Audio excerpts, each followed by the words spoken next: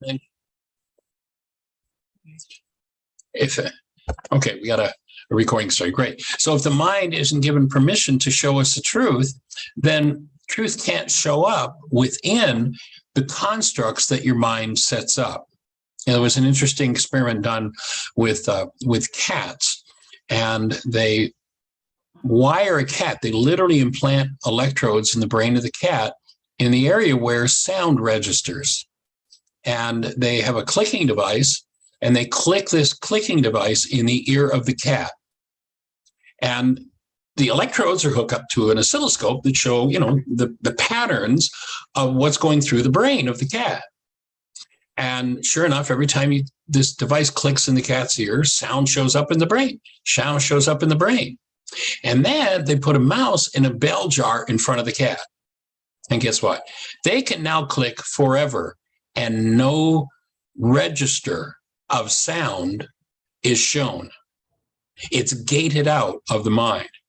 And this gating mechanism really, when you think about it, and we've talked about how important goals are in this whole process, the thing that determines what's important to the mind is what your goals are. And when the cat wasn't there, nothing in particular except what's actually in the environment, the sound of this clicking noise registers in the cat's brain. But now that something of interest of survival and food shows up, it gates out the sound. Literally, there's no sound registered in the brain of the cat. And so one of the things we're going to move in the direction of, we're going to talk about, there's a chapter on how people live in blockage of truth. And that honoring truth is the way to rewire the mind so that we're not gating out important information. Albert Einstein gave us a thought. He says, the theory you have about a thing determines what you observe. That can be a tough one for people to grasp at first, because all their lives, most everybody they know sees the same things, especially when there's hostility or fear, or at least they think they see the same things. But one of the things they haven't taught us is that the eye, in fact, does not see. The eye is an antenna. Literally, in the world of physics, this antenna called the eye is a frequency device that receives light. Light comes into the eye, and about 7/1000ths of a second later, the brain generates the picture world that we see. The eye sees nothing. The brain, based on the interaction between information coming in through this antenna and information already stored in the brain, generates literally the world we see. My granddaughter is very much into, she just turned 4 this week. It's her birthday week. And a couple of weeks ago, we were working on some anatomy and physiology things. They were her favorite subject. And she was using clay to model some body parts. And she said, Papa, I want to watch the body video. And so we go and turn it on. And the video is a cartoon, anatomy for kids. And you can see in this outline of the cartoon body, all of the organs, and the organs fall out of the body in order of size. And then one by one, the organs sing to the kid watching the video, explaining what happens. And when it gets to the eyes come up and they start to sing, I am your eyes, I am your eyes. I see the world around you. And Arya looks at me and says, they don't understand, do they, Papa? We don't see with our eyes, we see with our brain. The brain is an evidential device. Got to be careful what you believe. And you have to understand the neuroscience that empowers you to keep it in order with the truth of the way it works, the way the brain really works. So there's a starting point for this topic.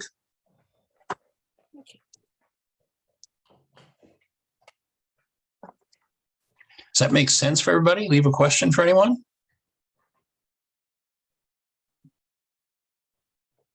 Go for it, Yinka. Okay. So the mind can only give you information supported by internal reality structures. If your core belief is I am powerless and get attacked by women, Your mind must process your experience with women in a way that matches that reality. Any information not in sync with that belief is blocked.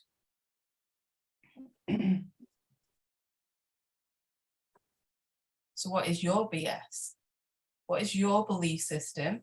Gaining access to denied and therefore hidden information and undoing false beliefs are the keys to healing.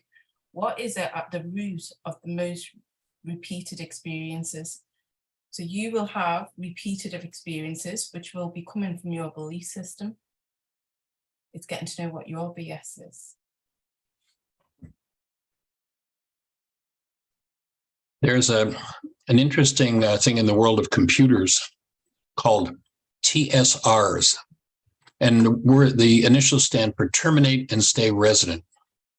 And so in your computer and your telephone, you may be working on a single app on your phone. But when, let's say, a message comes in, all of a sudden you get a notice pop up. Well, if that program isn't working, how do you get a notice? There's a thing called a TSR, terminate and stay resident. So when you're finished using a program on your computer and you may need instant access to it, it goes into this state, it becomes a TSR. It's stopped its operation, but it's ready to snap back in an instant. The mind has its TSRs, and TSRs that I think make their appearance most often are those that have to do with our defenses. We're rolling along and everything's sweet and wonderful and just going great. And all of a sudden, somebody gives us the look. And a TSR of defense kicks in. And what does our defense look like? Well, maybe it's raging, maybe it's screaming, maybe it's running away, whatever it happens to be. Then these programs that run in the mind are really a subject for forgiveness. Our overall work in this book, Why Is This Happening to Me Again?, is about first century Aramaic forgiveness. And contrary to popular opinion, forgiveness has nothing whatsoever to do with me letting you off the hook because there's something painful showing up in my evidential mind. Forgiveness is the tool with which I go into my own mind and remove what never belonged. The world tells us to forgive others. The world, gives us this story. It's all their fault. They're the reason you're in pain, and therefore you should forgive them. You should let them off the hook for your pain. But you'll notice if you've been through a particular painful reality 87 different times with 42 different people, you're the only one that was there every time. Your painful realities are about you. And if information is denied or hidden, if we live in this religion of blame, what's the main tenet? What's the underlying, dogma of the religion of blame? You made me mad. You made me sad. You hurt me. It's all your fault. Now, if you start to apply a little bit of logic, you'll notice if you've been through a particular painful reality 87 different times with 42 different people, you're the only one that was there every time. It's about you. But when you live in this game of blame, you made me, you live in denial. And what denial does is it causes the mind to hide information from us. We literally dissociate from the truth. To hold the belief that you are the cause of my pain, I have to hide from myself the real cause of my pain. And so I dissociate from that information. And once I do that, the information that I've dissociated from cannot enter my evidential mind. I will not be able to see it. If you ever had somebody that's talking to you about their problems and you offer them the obvious, challenge, the obvious truth about their problem, and they look at you like you've got two heads. What are you talking about?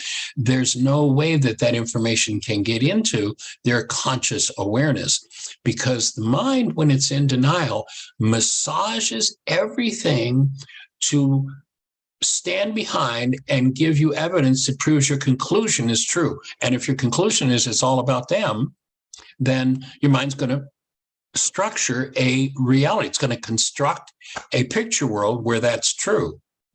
So the biases that we hold render the mind incapable of providing accurate information about the actuality in which we're living.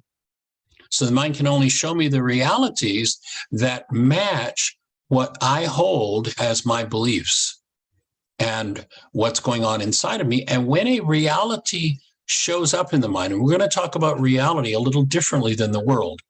Most of the world talks about reality. Well, that's what's going on out there. No, what's going on out there is actuality.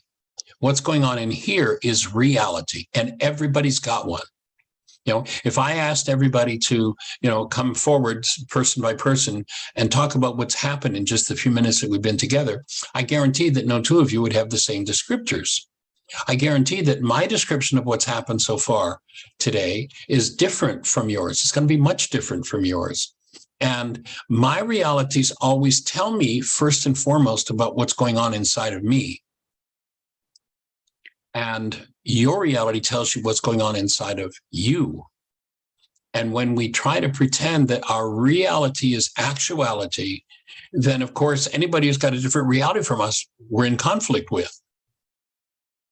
And if that conflict arouses some form of hostility or fear, then we know that our BS, our belief system, is blocking something from us. And so we want to get back to truth. And that's the ultimate focus of this work. And I'll turn it back over to you, Yinka. Thank you. And these questions that I've set up in relation to the book, you may not have the answer to. It's just allowing the mind to kind of open up and look and discover the answer. Today you might not get the answer, and some of the stuff that you hear Michael share might be the first time you've ever heard it. But it's just playing with those questions to discover your own BS. So like a computer, the mind can use only its internal program. If a mind blame program reads, find the guilty party and make sure it is someone else, the reality showing up in that mind can only reflect evidence that it is contained in the brain cells and is consistent with the program. All other information, internal or external, is gated or blocked out of awareness and is not available for use. So the process of generating realities is driven by goals. You'll notice in this example that Yinka just read, if my goal is make sure somebody else is the problem, then that goal drives literally the constructs of my mind, and my mind can only give me evidence that backs that up.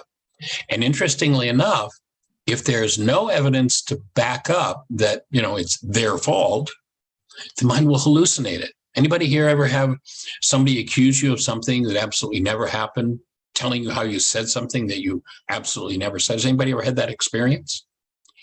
Yeah, we all have.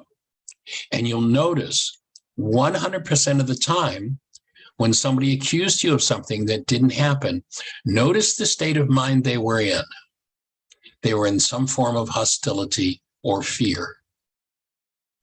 Now, notice that it's really clear when somebody else is in hostility or fear that their reality is off base. Unfortunately, that doesn't apply to most people when they think of themselves. Well, yeah, there may be hostility and fear going on here, but I know that this reality is true. And our prejudices tend to be reinforced by the perceptions that our mind generates. So a why is this happening to me again experience is evidence that the mind's using the same data from different circumstances and convincing us that the problem's outside of ourselves, when here I'm the one who's here experiencing this problem. And it's time to wake up and realize that this game of projection is what happens when we live in denial. And once again, in this work, our definition of denial is thinking or speaking as though something outside of us is the cause of what's moving inside of us. Now, certainly something outside of us can trigger things in us, but there's a big difference between something being a trigger and something being a cause. The things that trigger you into some form of hostility or fear are your kick in the limitation that shows you what your forgiveness work is about. And so that's where we want to head, is to taking responsibility and dismantling the projections that it's all somebody else's fault. And back to you, Yinka. I'm just going to see if I can get this.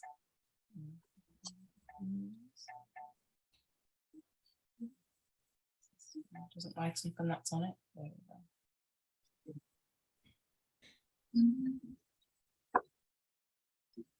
go.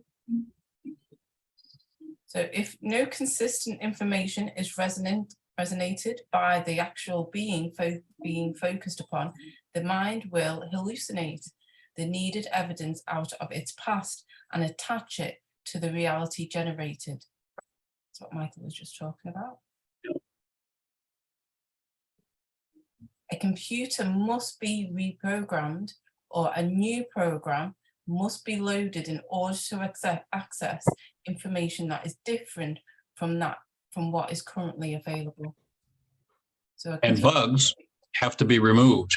You know, the process of debugging is interesting if you don't know the history of that. And in the old-timey computers where, you know, what you're carrying around in your pocket today and your phone literally took a whole office room to set up, the computer boards were laid out, and there would be bugs that would get, you know, be walking across a circuit board and get fried.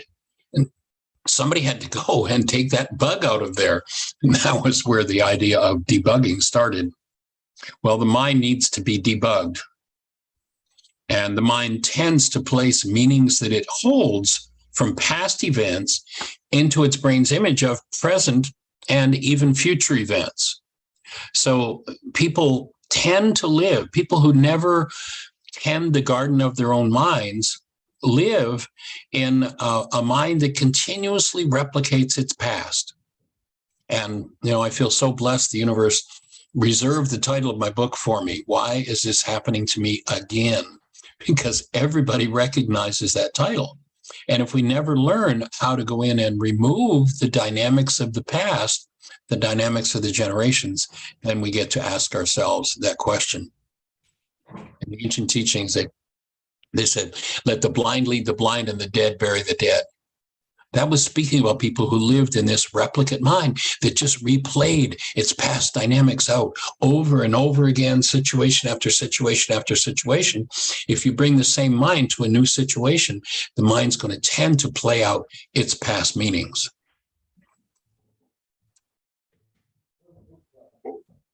Jane, you raised your hand. Do you have a question? Hello, Jane.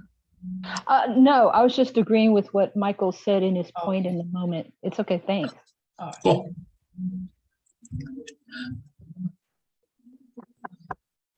So projection, blaming someone else for what goes on in our mind and using our internally hidden information to build our mind's image of them, called projection.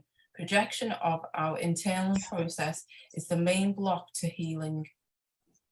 So on the example, it's she sees her therapist as my therapist is very bitter, but really she's not admitting that I am bitter. The projections from a mind always tell us more about the content of our mind than the world we think we're looking at.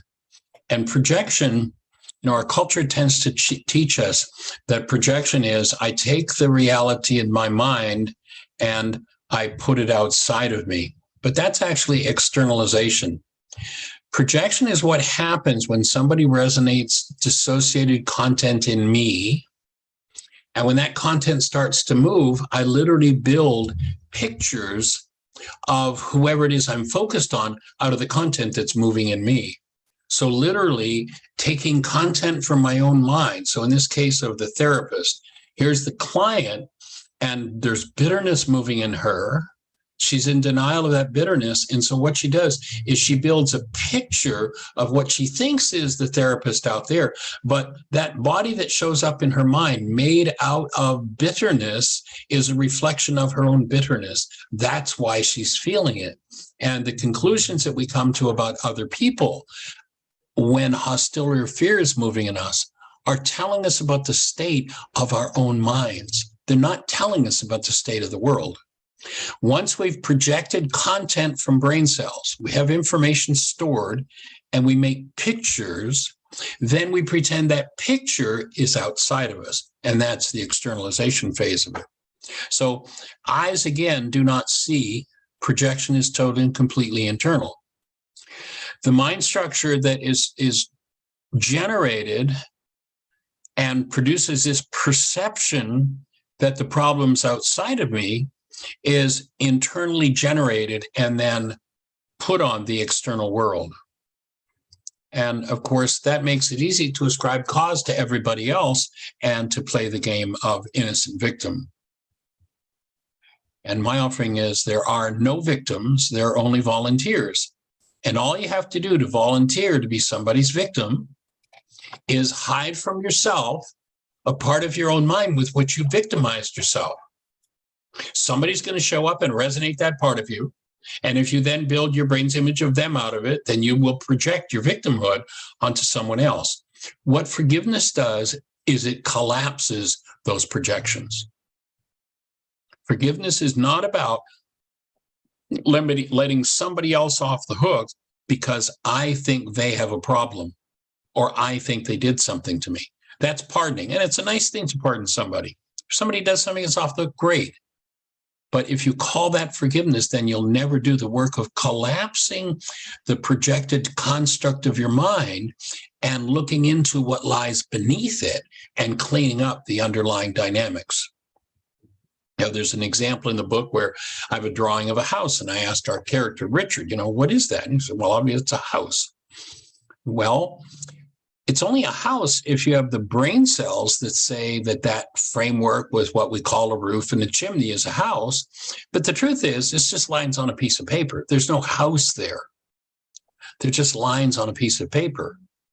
And so life is a framework like the lines on the paper, and we put meaning into that generated image that always is informing us about what's in us. One child who was abused as a kid looks at the picture of a house and shudders and wants to run.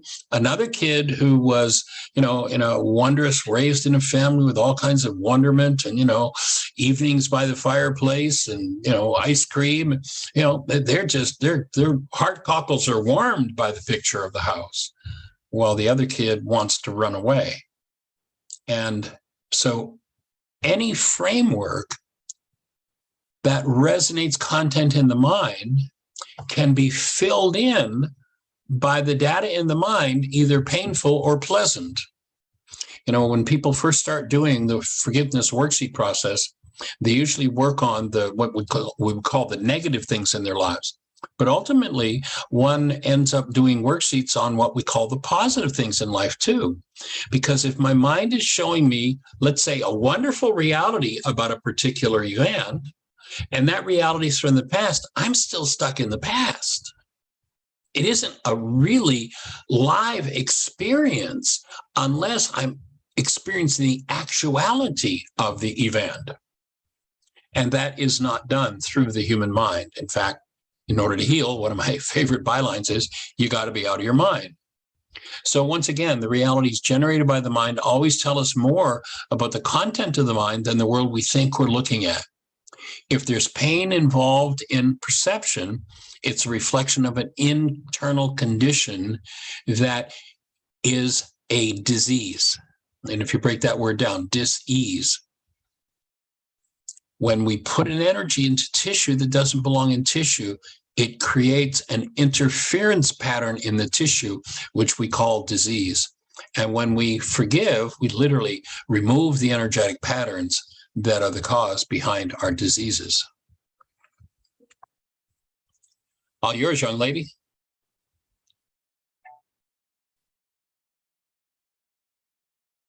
I know I project because I do experience identical realities repeatedly. So if you're repeating realities, you know what you are projecting. Key thought.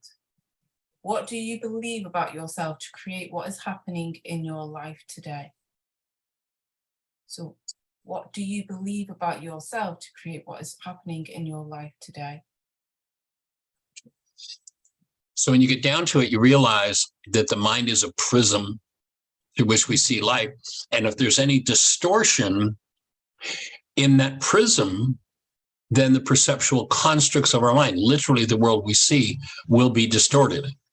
And healing denial and boldly stepping forward and accepting responsibility is really the key to healing.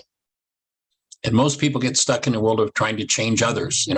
Have developed all kinds of coping strategies and ways to try to apply stress and strain to others to get them to change, so we don't have to look at what's going on inside of us. When we keep playing that game of changing others to avoid what's going on inside of us, we tend to build stress internally. And when we're under stress, that's when the mind starts showing us the deepest parts of us that are in need of healing. When we don't want to deal with, when we don't want to look at something, we don't want to feel something, we start out with denial. Again, I think or speak as though something outside of me is the cause of what's going on inside of me.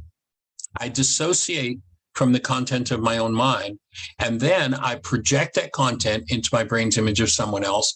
I externalize that image, and now I'm fully engaged in what I need to forgive, but I'm pretending that it's all about what's going on outside of me. And I'm trying not to deal with it, and not wanting to deal with it, hiding it, only puts it in the only place that guarantees I'm going to get to do it again. I hide it inside of myself. And all communication that starts out with, you made me, and it doesn't matter whether it's you made me happy or sad. It doesn't matter. That's all projection. Now, of course, when somebody says, you made me happy, that tends to be looked at as a compliment. You made me sad, that tends to be looked at as a put down. The truth is, it's all a lie. And when we live in this game of pure projection, it becomes difficult to really step into full creatorship in our lives. And carrying, especially the projections of hostility or fear, really create a burden that would fatigue anyone. And so we want to move in the direction of honoring truth. Giving the mind permission to always show us accurate data is our definition of honoring truth. And that's all yours, Yenka.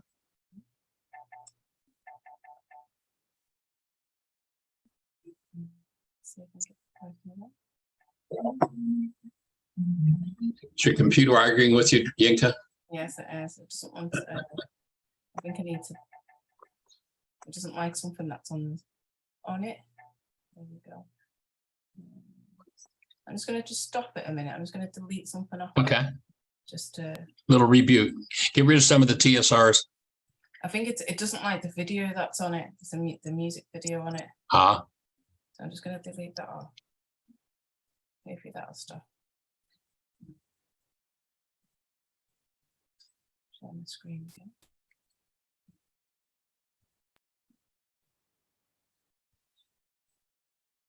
So what do you believe about yourself to create what is happening in your life today? And then just breathe. Just take a breath.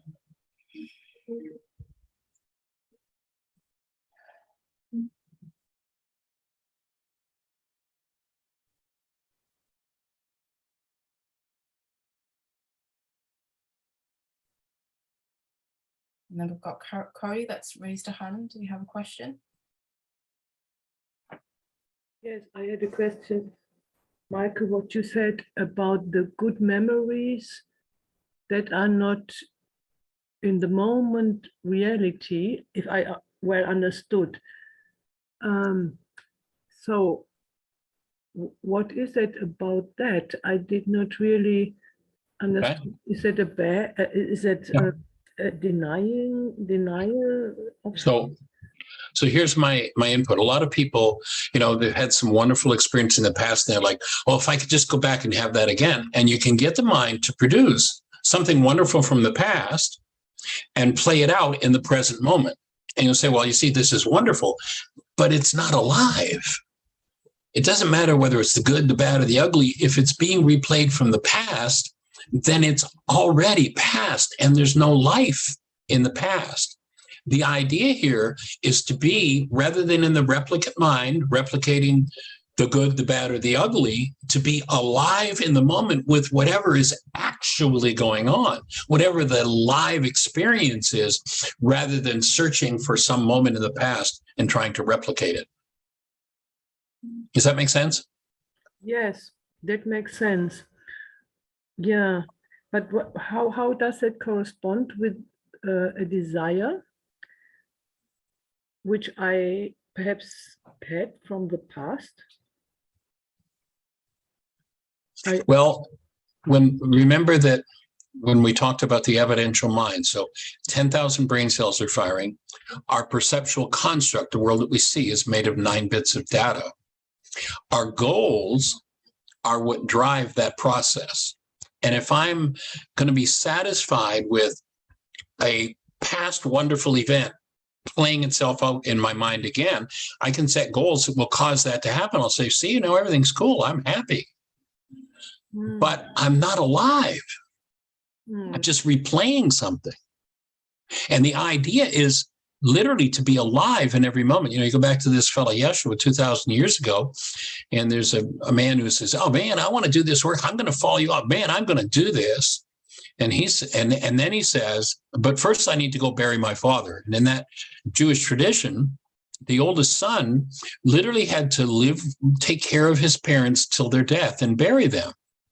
And what Yeshua said to him is, let the dead bury the dead. If you're really going to do this work, then you can't live replicating the past and thinking that's a good thing. Yes, replicating something pleasant from the past is pleasant, but it's not alive. And the invitation to this work is to be alive in every moment with what's actually there for us. And that's a far superior way of living I would offer than replicating pleasantries from the past. Yeah, that something comes through my mind, which feels, yeah. Thank you. Okay, cool. Go for it, Yinka. Could that be like similar to where if you're in a relationship and you've had a happy moment, say last week, and you're waiting for that happy moment again? Is that like... Right. Rather than creating a happy moment that is live now. Mm-hmm. Again, replicate mind. The mind of the body, the mind of this carbon-based memory system just knows how to replicate its own content. What we're looking to do is to support people in becoming conscious creators of what's happening in their lives, rather than being satisfied with replicating something pleasant from the past. I have to re-listen to this because when you kind of starting to get something's going in. Yeah, I got it. I hear you. Yeah, it's a whole, it's like the kid, so often we see kids, they go out to dinner and the family's there and they're sitting on their devices, playing their devices. And they just missed out on a whole live event that happened with grandma and grandpa and uncle and aunt and cousins. They're sitting there on their devices, quite content with the stimulation the device is giving them, and they miss out on a live event. Well, it's kind of like this reality generation mechanism that we have within us is kind of the same. Sometimes people don't realize that there's actual live life to be experienced, and they get drawn into those past replicate experiences. And when you begin to apply first century Aramaic forgiveness, you remove that tendency and you arrive at every event in your life fresh and ready for an actual live moment. The live moment may not be something that the mind says is exciting, but it's far more powerful than just replaying something fun from the past. Did Rebecca have a question? Raise your hand. Yeah, I was just gonna say, like, I think I understand, but I'm new to this, to you, Michael. Just found out about you today, actually. And I was just wondering if you're gonna cover at all today, like how you stay in the present moment. Well, we're going to allude to it, but the major tool, if you find yourself getting stuck in this replicate mind, the major tool is that of the process of forgiveness. That's a worksheet. You know, we've done a couple of those, and so there are in the archives radio shows where we walk through the worksheet. But if you find yourself living a familiar situation, painful or pleasant, from the past, and you get, this isn't really alive at this moment, that's when to pick up the book and do it. Yeah, because what I realize mine is, which is pretty deep, is just that I think that it's just that I don't like myself, or I didn't like myself. But then when I think about it, I'm like, I think I like myself now, but I don't really know, because I think I never liked myself from being a child. So then I'm like, but then how am I supposed to like myself if I don't know what that is? Well, here would be the key. There's where you do worksheets with yourself as the object of attention. Yeah. And the goal might be, I want to be likable, or I want to like myself. And when you cancel that, what will tend to happen is you'll drop into the memories that were given, or the messages that were given to you. And this is very common, very early in life. Authority figures who are not alive in their own lives, who are living out of the past, tend to pass on messages to the child. And the messages are usually things like, you're broken, there's something wrong with you. We're designed to live in a state of enthusiasm. In theos literally means, when you realize the name of the creator is love, we're designed to live connected to love, in theos. And the breakdown of that tends to begin when a power person, and it's usually a parent, an authority in our lives, starts delivering messages about what's wrong with us. And it might be, in the case of a girl, you were supposed to be a boy. Or it might be in the case of, a child of 3 who fails at doing something that no child of 3 should be able to do. The power person steps in and says, yeah, and look at that, you'll never be any good at anything. Those kinds of messages, when they take hold of the mind, then tend to become the root of the evidence that we get to see about ourselves. And the self that we build out of those kinds of errant messages tends to show up broken, or what appears to be broken. And that self, again, if you go back to this man, Yeshua, 2,000 years ago, he says, in order for you to live, you've got to die. And that means that the messages, the self generated by the mind, based in messages of brokenness, have to be forgiven so that self is removed. Then the fresh, alive state of being, of life, of love, show up in your body, and you get to live as that. That's the objective of this work. Yeah. Amazing. Thank you. Cool. And all healing is the result of realizing that this is all an inside job, and that what we dislike about another is something that we're holding within ourselves. And what true first century Aramaic forgiveness is about is removing the disturbing internal realities that we projected into our brain's images of others. If we don't ever learn to do that, then we get to live the next chapter in the book, and that is blockage of truth. Want to go ahead and introduce that one? Yeah, I'm just writing a note down to remind myself of something. Actually, got Kathy that's raised a hand. Go for it. Are you muted? You need to unmute. You're gonna have to hit you. There you go. No.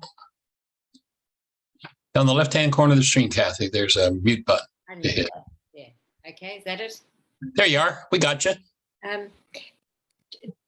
Earlier you said you actually described with your hand, you said you've got to go in and find that problem, whether you're projecting it or it's a reality for you, and you need to forgive it. Okay. Yes. Remove that internal energetic dynamic from your mind. Yes. Okay. So everything is connected, and there's a whole lot of things that go together with, say, what I want to remove. So how do you go, everyone says, okay, you need to be working on, say, a particular thing like unworthiness. But I mean, under unworthiness, there's 1,000 things that flow. So how do you find that one root that needs to be taken out and forgiven when there's a whole dynamic root system going on in that brain? Where first do of you all, start? That's my thing. Okay. Where do you start? Okay. So first of all, let's recognize that, again, we've never seen anything with our eyes. Everything that we see with our brain. Now I look around the room and I see a light and I see a television set and I see a book and a door and a door out onto the beach and I see an ocean out there. When I realize that I'm not seeing that with my eyes, but that my brain is generating that image, when you realize how monumental it is for the brain to be able to generate literally a whole world that's that complex and that busy and contains so much, there's a whole lot going on underneath the surface in order to produce that perceptual construct. And so oftentimes we'll say, oh, I just need to find this one little thing.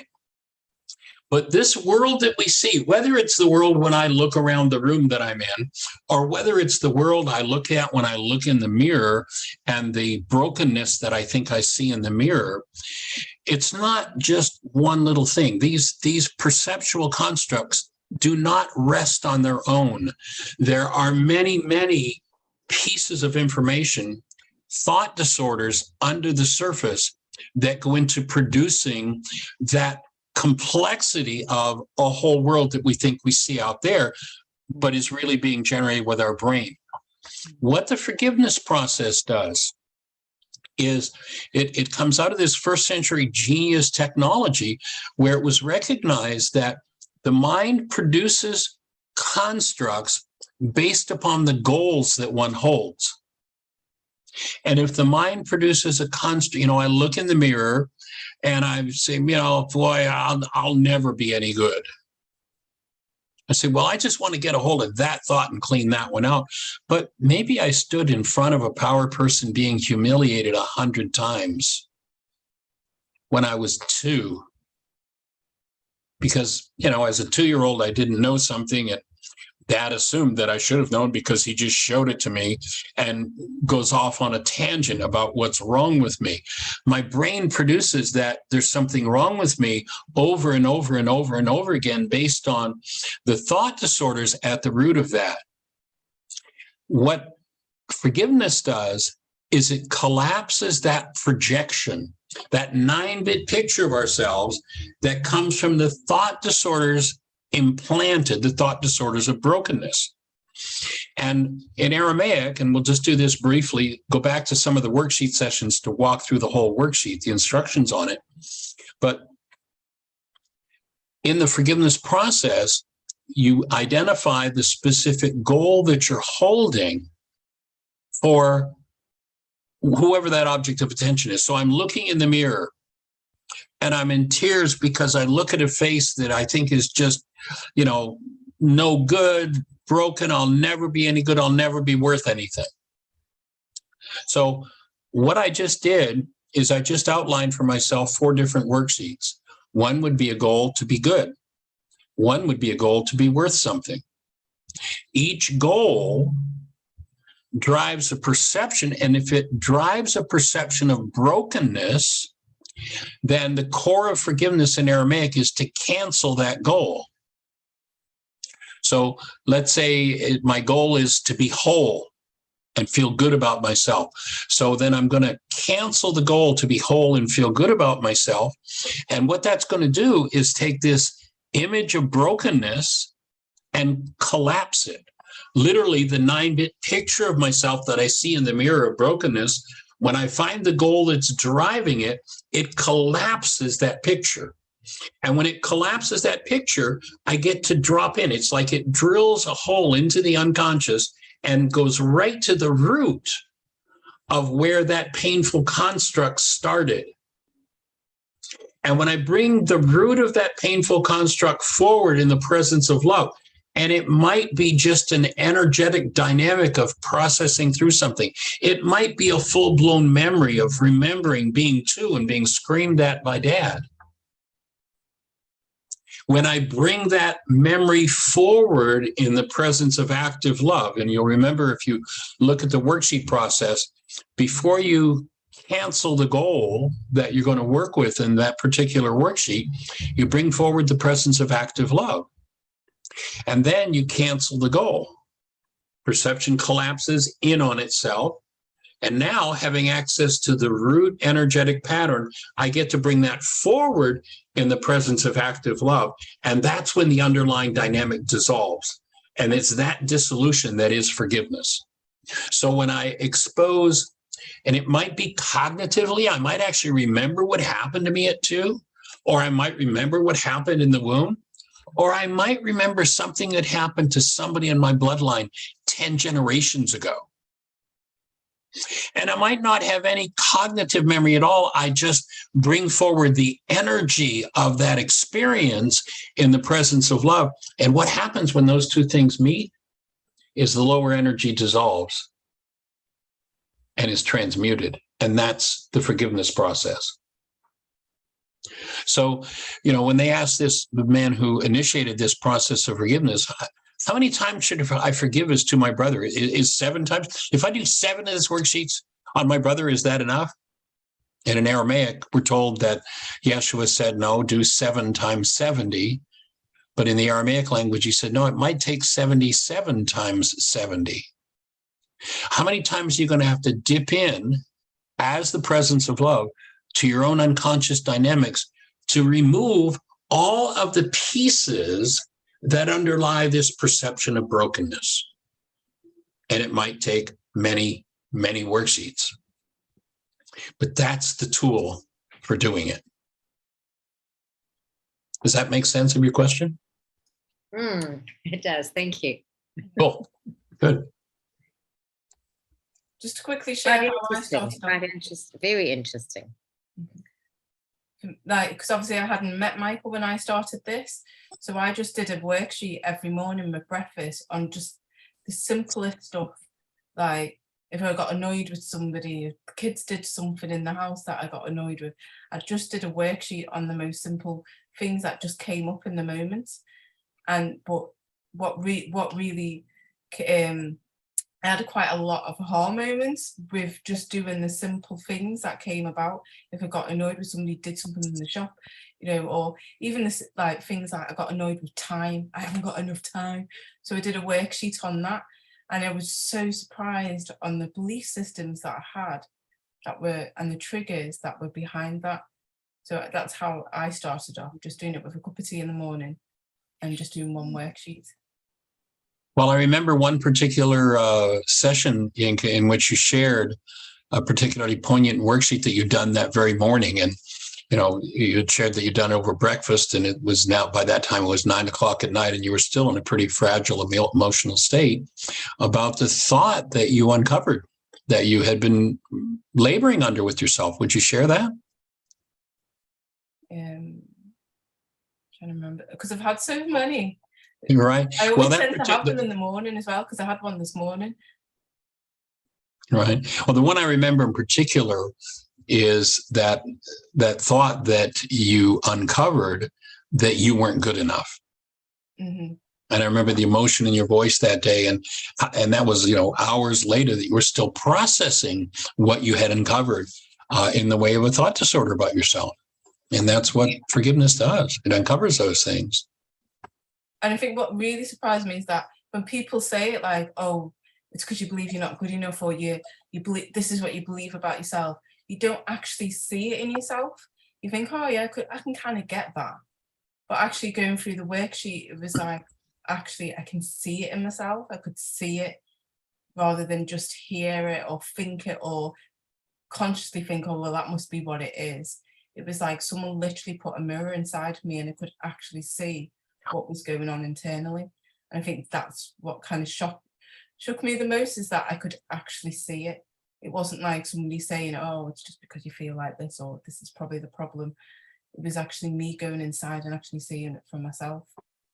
Well, it's kind of going back to that live experience that we were talking about.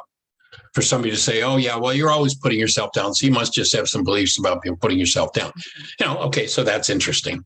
But the moment when you actually confront that thought disorder about yourself live in the moment, and it comes up in your face, and you're holding to the presence of love while you're simultaneously holding this thought disorder about yourself, that's a live moment experience. And they're the moments that change your life. Mm-hmm. And you know, it's a practice. Using this tool is like any other tool. You know, Tiger Woods, I assume everybody over there is probably familiar with Tiger Woods. And, you know, it's probably, let's see, it's what, 5 o'clock here. If I had Tiger Woods' phone number and I called him, I'd make a bet that we'd find Tiger Woods on the golf course right now, hitting golf balls. He's putting, he's driving, he's chipping, you know, out of the sand traps. Now, you say, well, why would Tiger Woods be doing that? He's a professional. I mean, he's one of the best golfers in the world. Why would he bother doing that? Well, actually, that's the reason he's one of the best golfers in the world. He's on the golf course today, and he's going to be on the golf course tomorrow, and he's going to be there again the day after tomorrow, and he was there yesterday. If you want to take mastery of 1,000 generations of unresolved thought disorders from your bloodline and from your culture, you're going to have to engage on an ongoing basis, a persistent, consistent engagement in the work of forgiveness. And if you do, you will become a master at cleaning up the internal dynamics, rather than, you know, we see a lot of people who do affirmations all the time. Oh, I affirm that I'm a wonderful person. I affirm this. Well, if underneath the surface, I hold a thought disorder that came from my power person that said, I'll never be any good, and I'm affirming how great I am, what I resonate in my unconscious is that thought implanted by my power person.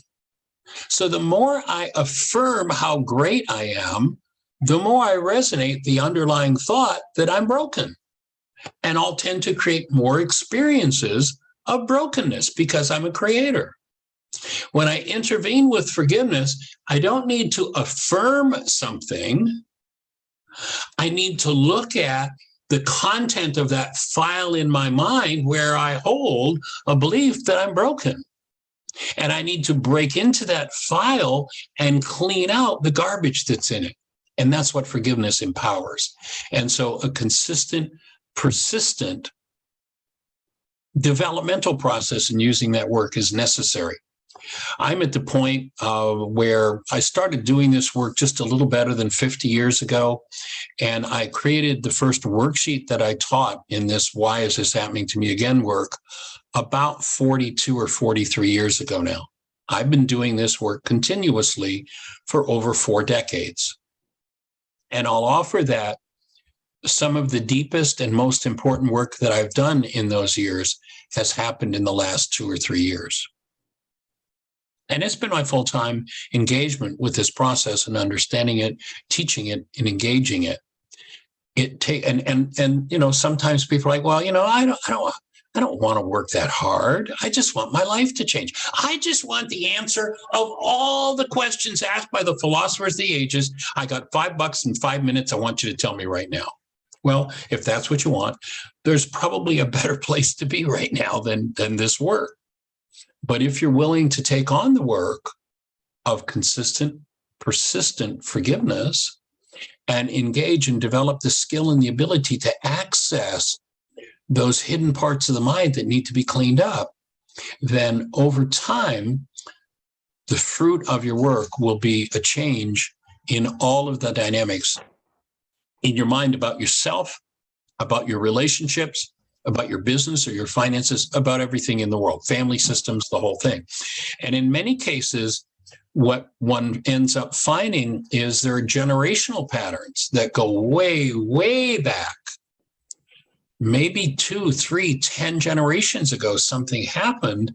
And it's not until we develop the skill and the ability to reach into our minds and access that, pull it out and throw it away, that we're going to clean up that particular aspect of our lives. So that's the process. And Bryony? Bryony, Bryony, you got a question? you have a thought for us? Hit your mute button. Thank There you. you Hello. Hey, welcome. Thank you. I just wanted to, I wasn't sure if I was going to share this, but then you mentioned about that share that Yinka had, where Yeah. so I was on that call where she was really processing that belief she'd had, and Right. something I wanted to share. So I've not really dug into the worksheets yet, but just something I wanted to share that had happened is on that call, I asked you, when you just said there about, I want to know all the answers to the universe, like, oh, got 5 minutes, $5, what can you tell me? It's like I'd asked you about, a bigger question around suffering and why that happens. And I can't remember exactly what you shared, but I remember there were so many things that you shared that I didn't, that I really needed to hear. And then at the very end of that call, something sort of quite shocking happened, like outside my house. And then it was essentially like a sort of trauma occurred. And from that, all these other things have sort of spun out. But it's all been sort of for my highest good. And it's been quite disruptive. But I remember just feeling really grateful that in some ways it felt so, it was like I was ready to receive what happened almost from the conversation that we'd had. And I felt like the things that he told me suddenly was like, wow, I needed to hear that. So it was just quite profound. And I know it's a bit of a left field share, but because it happened on that call that Yinka had her share, Right. or her realization, I just felt like I wanted to voice that. And in essence, to say thank you. And You're welcome. I'm grateful for your 4 decades of work and for your perseverance for sharing it with everyone. Cool. Well, thank you for saying thank you. And what you're really talking about just reaffirms what we were speaking of just a little earlier when I talked about being alive in the moment. If we take a traumatized mind to the event that happens outside that's a trauma, then we're in constant trauma, and it's terrible and it's awful and it's all the things the world talks about. But if I take a live, fresh state of being and I have a live experience of something that I would normally classify as traumatic, and I experience it as a live human being, it becomes a gift. Every moment becomes a gift designed to give me life. Even the things that the world says are bad or nasty or what have you, they literally become a gift because we're alive in the moment. And life is what we're here to experience. Yes. And there's definitely been moments in the last few months and also other periods in my life that have been very disruptive, where I realize now, you feel so alive. And as you said, like you're just really, really there, really present, really with what's happening. And as you said, if we can kind of drop the story and be with the sensations of it, it's like, wow, yeah, I felt more alive in the last few months than in a while. So, yeah. Awesome. Nice work. Thanks for sharing that. Thank you. That Thanks, just Yinka. makes clear everything we're talking about. So, thank you. great. And our next chapter is about dealing with blockage of truth and stepping into honoring truth. And when I walk into a situation when, I undo my projections, I get to move to a whole different place. So go for it, Yinka. So chapter 8, what is projection? Projection results from a belief that someone else is responsible for the outcome of your mind. It is interesting to know that we project in order to avoid pain, and by doing so, lock inside ourselves the very thing we are attempting to avoid. This is a good definition of insanity.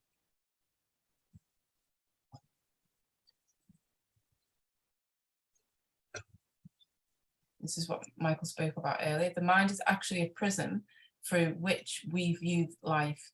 If there is a distortion, any kind of resentment or negative feeling, that resentment or negative feeling clouds perception and colors our view of the world. And thank you again, Yinka, for the PowerPoints that you've created for these sessions. They're awesome. I just love reading your book, so it's easy to create from it. Cool.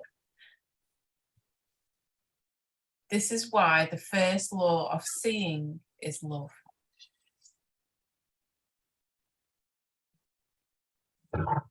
Key thought. Projection results from the belief that someone else is responsible for my thoughts, my feelings, my reality, and the output of my mind. I'm just going to read that again.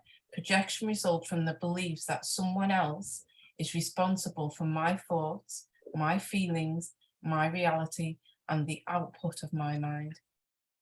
And remember that projection, again, it's not taking something that's inside of me and putting it out there. Projection is when content fires in my brain cell structure and build a picture of somebody else out of it. I project the content of my brain cell structure into my brain's image of them. And that's when I'm so sure that they're the problem in my life. What I need to do to heal in that situation is collapse that projection. And the genius understanding this man Yeshua had 2,000 years ago to tell us that the way you collapse projection is by looking at the goal that's driving that construct.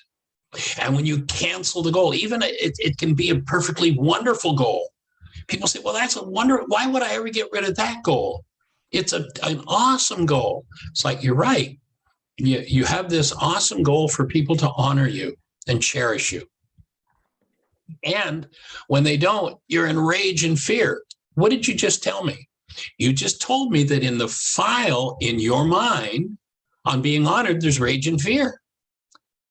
And it doesn't matter who shows up, you're never going to receive being honored while there's rage and fear in your carbon-based memory system about being honored. And so when you apply forgiveness, you look at the goal that drives that pain perception, you cancel it, that perception collapses. It took me 35 years working full time with this tool to understand that single piece of information. When you cancel the goal, that perception collapses. When it collapses, you get to the root of what it is. And when you bring that root, and again, it might be something that happened to great-great-great-great-great-grandfather. And when you bring that root forward in the presence of active love, dissolution of the underlying generational challenge is healed in an instant, and you get to move on without it.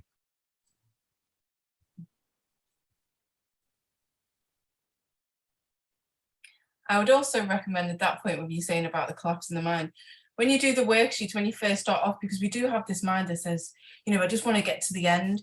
Don't try and collapse it first. Go through the worksheet, because that's where the love is present. It's like, because I've noticed, because I do it at the 5 a.m. club on the Thursday morning, and some people are, I just want to get to the end. And I've even been like that when I'm writing it out. I'll just collapse the goal, and then I don't have to do the rest. But you miss so much. You miss the love element when you just go straight, when you go straight to the worksheet to do that part. Go through it, I would say. And again, and that's a good point, Yinka. And again, recognizing that in order to produce a picture of this whole space, gee, I'm seeing a forest, I'm seeing an ocean, I'm seeing sand on the beach, I'm seeing people. In order to produce that, there's a huge amount of underlying data for the mind to produce that and have us believe that we're looking at something that's out there. And so when you recognize that goals are the key to collapsing that and allowing yourself to be with the process that happens. And sometimes there's an underlying explosion of energy that opens and comes up. And that's where the practice of holding to active love brings you to that healing point. So it's all part of the process.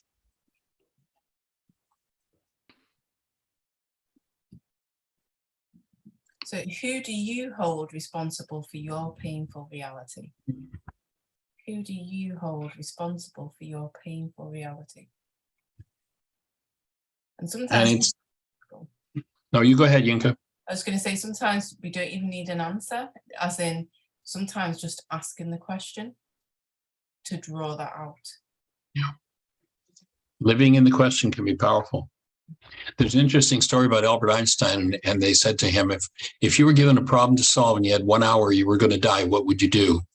He said, I'd spend 55 minutes determining the right question, then I'd solve the problem in 5 minutes. Questions are really the key, and letting ourselves be in the process. So who do you hold responsible for your painful reality? And then just breathe.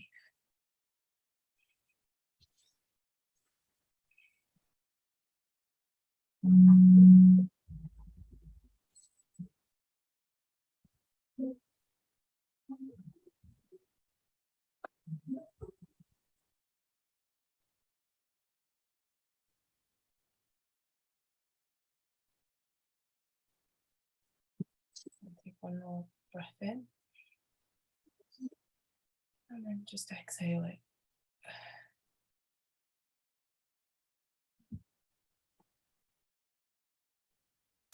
So chapter 9, blockage of truth. If you pretend your life is the responsibility of others and that you have nothing to do with creating the painful emotions and the repetitious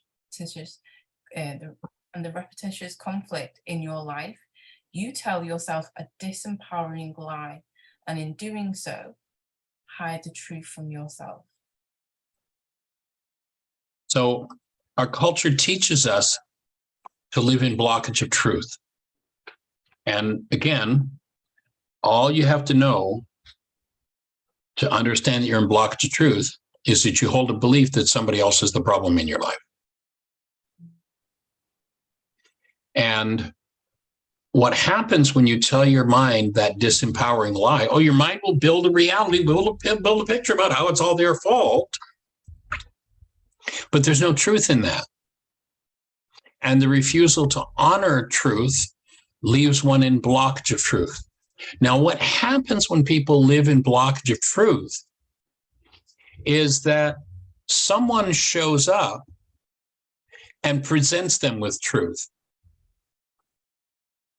And when they do, what happens to the mind that's in blockage of truth, that is confronted by truth, is stress goes through the roof. Stress goes up. Now, when that happens, that stress is going to attach to one of two places. It's either going to attach to getting rid of the information that's delivering truth to me. You might remember the story of John the Baptist in the ancient scriptures. John the Baptist, who is called the raving maniac in the desert. Remember, he ate honey and, locust, whatever that was all about in the desert. The desert is a code word for the unconscious. Now, you remember the story where John goes to the king and queen who are out of harmony with living properly, and he confronts them. He delivers truth to them. Their stress goes up. What does the queen do? She literally has his head removed.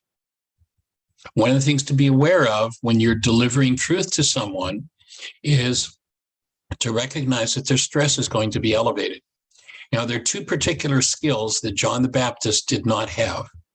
He didn't know when to duck, and he didn't know when to hold the mirror up, and he lost his head.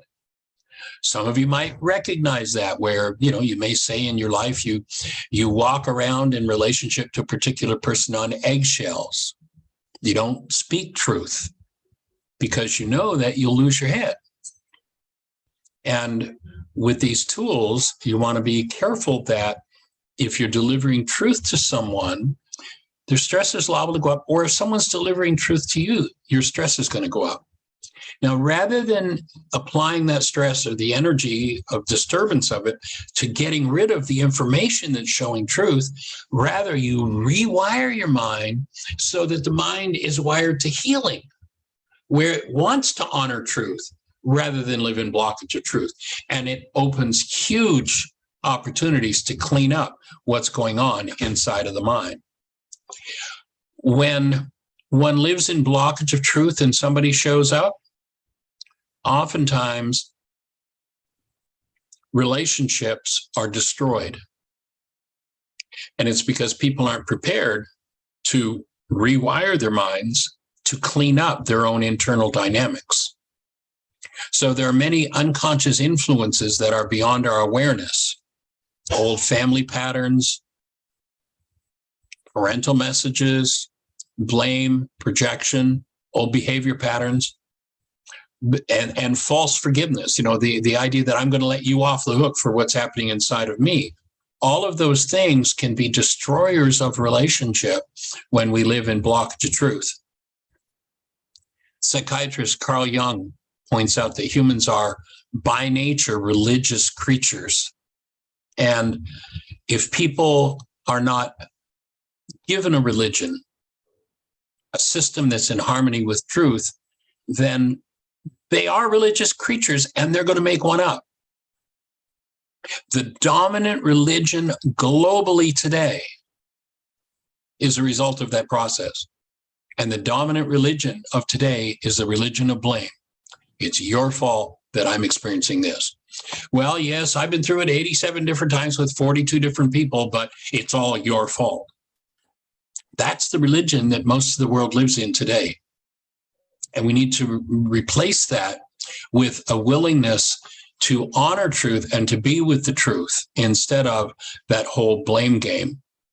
So, and an error that goes along with that, when we live in that world of blockage truth, where we believe that somebody else is the problem and therefore we're supposed to forgive them, you give up the habit of thinking that anybody needs forgiveness. You give up the habit of asking for forgiveness. You do something that's off base, and you say, gee, I was really off base, and I ask you if you'll pardon me for that. And then you recognize if you're in pain, you want to apply forgiveness inside of you to alleviate the pain and the stress that's going on internally. This idea of forgiving others that's been popularized is a total fallacy that keeps us in this cycle of blockage of truth. So once you recognize, gee, I've made an error, I don't need to be let off the hook, or maybe I would like to be let off the hook, would you pardon me? And now I'm going to apply forgiveness to remove the aberrant energy that needs to be cleaned up inside of myself, and or I'm willing to be the space that supports you in it. So forgiveness is designed to change the internal reality structure, and that's a process that this external game of pardoning others for what's going on inside of us does not produce. Invisible blockages and painful realities remain in the mind of those who pardon.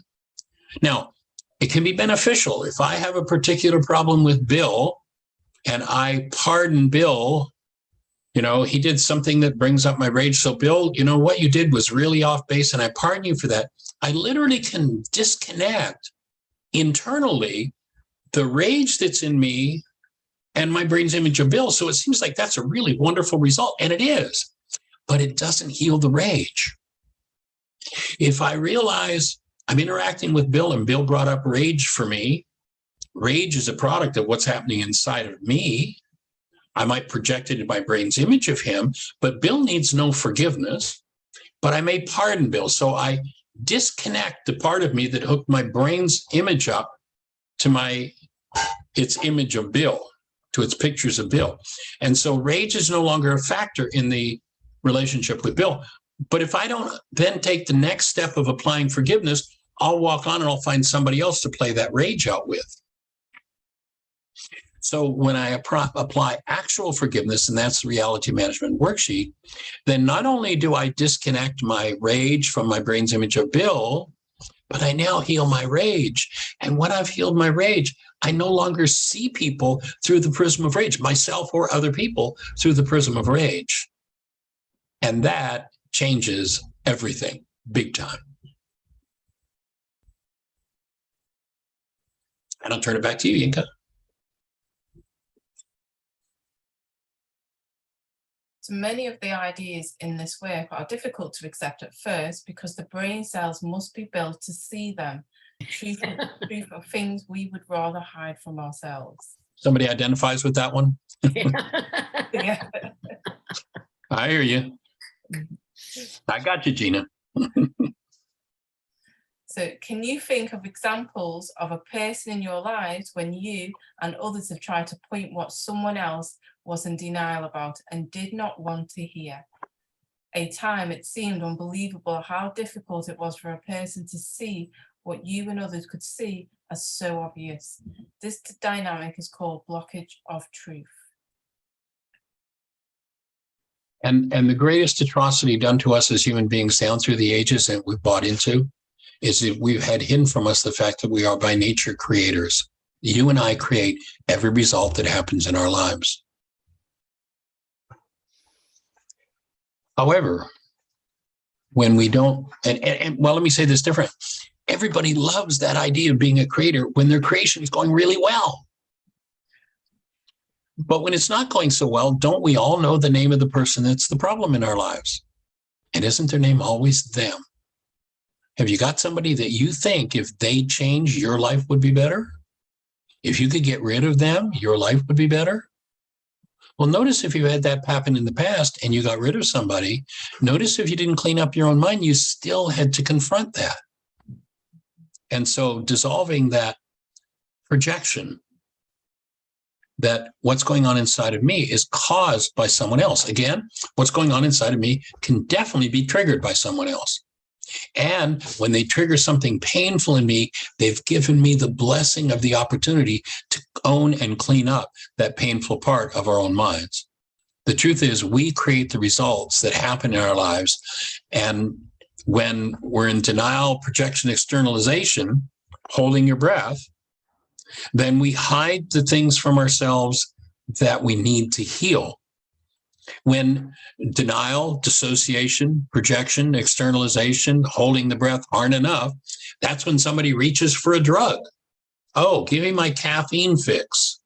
You know, I don't know how popular, coffee is over there, but over here, there's a drug emporium on every corner in just about every city in the country. It's called a coffee shop. People go in there to get their fix 2, 3, 4, 5 times a day. Now, black tea isn't much different. I know tea is the thing over there in England. Tea isn't much different. There's a lot of caffeine, and caffeine is literally a drug. Nicotine's another very popular drug. Yeah, and I don't know what's happening with THC over there, but here it's becoming the rage. One of the biggest politicians in the country from just a few years ago is right at the helm of what at one point he fought against being legalized, of pot being legalized, because he's right on top of the pyramid, ready to make billions of dollars from the legalization of THC, which just happens to be the right shaped molecule to go into the brain cell opening in which nutrition enters the brain and out of which wastes are removed. And the half-life of that THC molecule, and I don't know who's accurate, I've heard estimates anywhere from 8 days to 8 months. That means that the body only metabolizes half of that blocked THC that blocks the brain cell inlet and outlet. It only metabolizes half of it in somewhere between 8 days and 8 months. And the destruction of that is enormous. It always just kind of boggles my mind. Why would I want to live with a brain that's been altered by a substance rather than one that truly functions as it was designed to function? And the reason I offer why people become addicted to different substances is because there's something painful inside of themselves that when they use their addictive substance weakens them sufficiently that they can hide. It furthers the whole dissociation process so they can pretend it's not there. And what happens when one dissociates from something and pretends it's not there is they relegate that to the physical. And now that becomes what we call a physical disease. When we're awake and we are willing to get out of that denial process and own what's happening, then getting rid of the defenses that they shield themselves from their own unconscious dynamics allows them to step into healing, pardon me, every disease process and being restored to who they are as active present love. Letting go of all types of drugs. When people come to our center and do an intensive, we do a total fresh and raw food program. We don't even cook anything. Cooked food in some circles is looked at as a drug. You know, nobody came out of the womb with a cook pot in their hands. And when we are restored to taking in substances that really feed us and nurture us, it strengthens us. And in that strengthened state, everything that never belonged can be thrown off if we're willing to do the work required. And so that all becomes part of the process. Honoring truth becomes key there.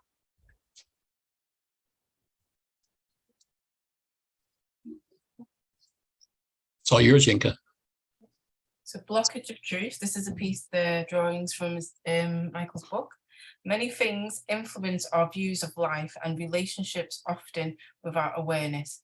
Family patterns, parental messages, blame, projection, old behavior patterns, blockage of truth, and false forgiveness all play their part in how we interact with each other. The more often either of them forgive the other in this erroneous sense, the more likely they are to think of them as the problem, and the more separation they will create. So you will see the images of each other, blaming each other. Let me see if I can. It's okay, I'll let you off the hook, forgive you. And she's saying, I forgive you for all the pain you have caused me. Oh God, maybe things will work out this time. But then he's got fear, and she'll destroy me if I don't get out. And she's got anger. Fat chance I will never be loved. I could just kill him. We call those relationships based in matching bags of garbage. Mm-hmm. And that's what draws most people together, is a resonance through what needs to be healed. And a part of the unconscious knows that I'm with this person, I'm going to get to look at what I need to heal. But if I stay in that old cycle of denial, no, you did this to me, you're the reason I'm feeling this, I project that into my brain's image of you, then more separation, more trauma, and the destruction of relationships happen. If we move in the other direction, everything changes.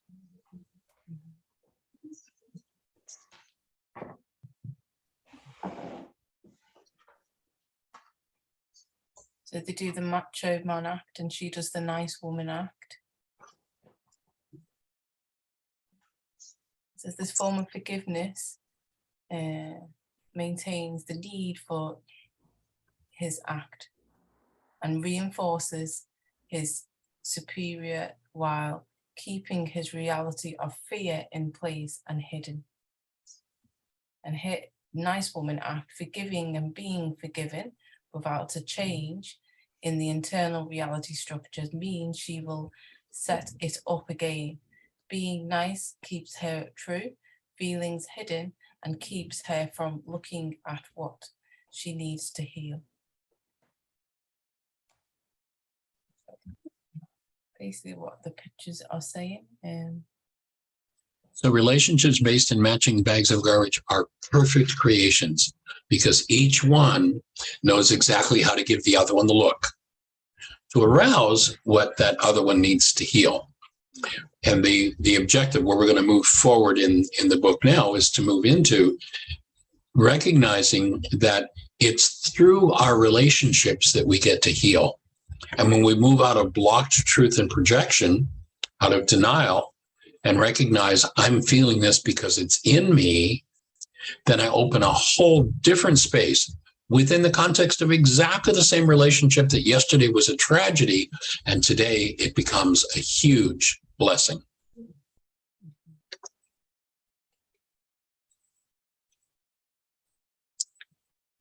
Since most people blame others for what happens to them, they forgive by letting the other person off the hook.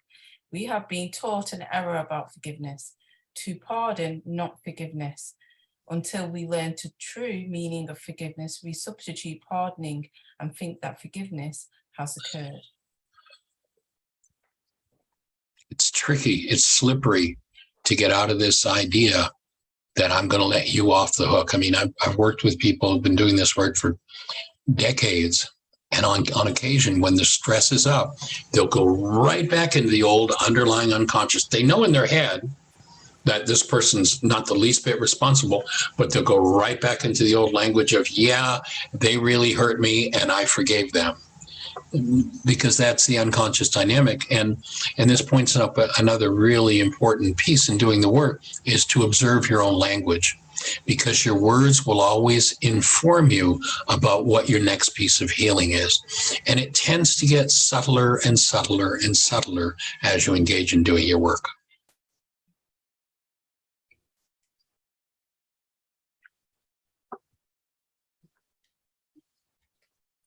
So the act of pardoning does nothing to change the internal reality structure of the person doing the pardoning. It leaves the painful internal reality in the mind in place, ready to be triggered again.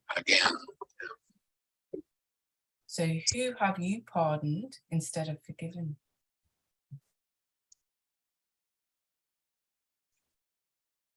And again, recognizing that if I'm going to forgive, I'm applying forgiveness to my own mind to access and remove the content that doesn't belong there. So I may need to forgive something that was aroused by Bill, but there's no idea of forgiving Bill here. No suggestions whatsoever. Bill resonated my rage, my fear, my sadness, my loss, my thought disorder that I'm broken. I apply forgiveness in here to remove the content that Bill has been kind enough to show me. And you'll actually get to the point where the people who show you pain parts of your mind, once you really get those brain cells of understanding that, you'll actually thank them for showing it to you, even though the process hasn't been Dr. Feelgood.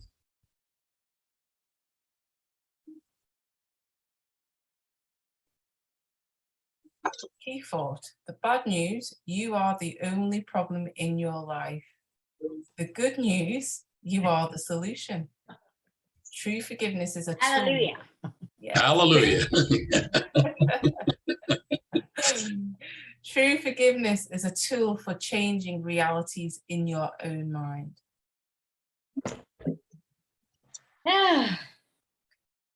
Yes. So Kathy, what's your thought about that? Well, the fact that I am the solution as well is wonderful.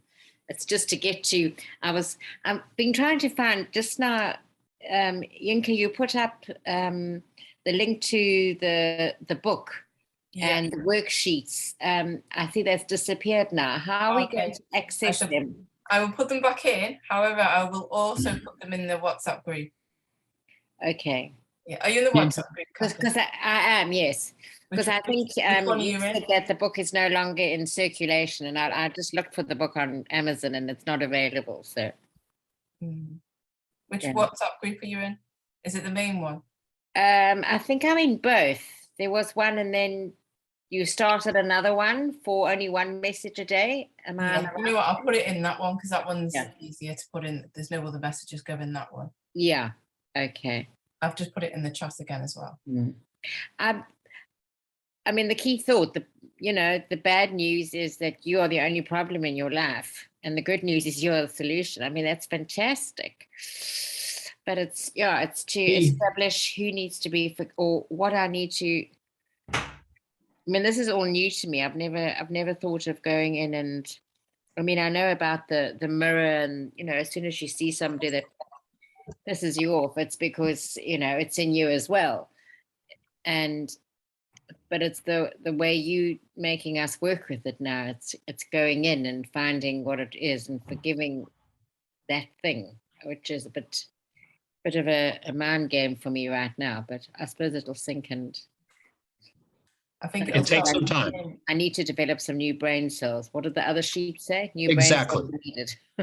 That's exactly it. And that concept, if you go back 2,000 years ago, Yeshua says his work is only for those who have the eyes to see and the ears to hear.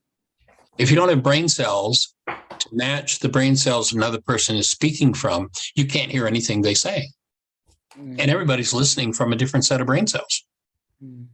And so if there's a body of truth that you want to work with, you have to have the brain cells that match what that truth is, or you're going to put something into that particular situation that just isn't accurate about that situation. I'm in the WhatsApp group right now, and I just posted a link to an article with the latest live 3-hour Why Is This Happening to Me Again workshop. So there's a link to that. There's a link to a presentation that I did based on the idea of honoring your father and your mother, which in a world where there's pain and trauma, people say, well, why would I honor that person? It's interesting that the word honor has disappeared from our culture. And what honor means is that I need to bring my human life, which is love, present in my mind and have that fuel my behavior toward that individual. And somebody says, well, why would I honor this parent that was an alcoholic and abusive and, just destroyed my life? Here's why. Because in your file, so to speak, in your mind on that parent, there's all kinds of trauma.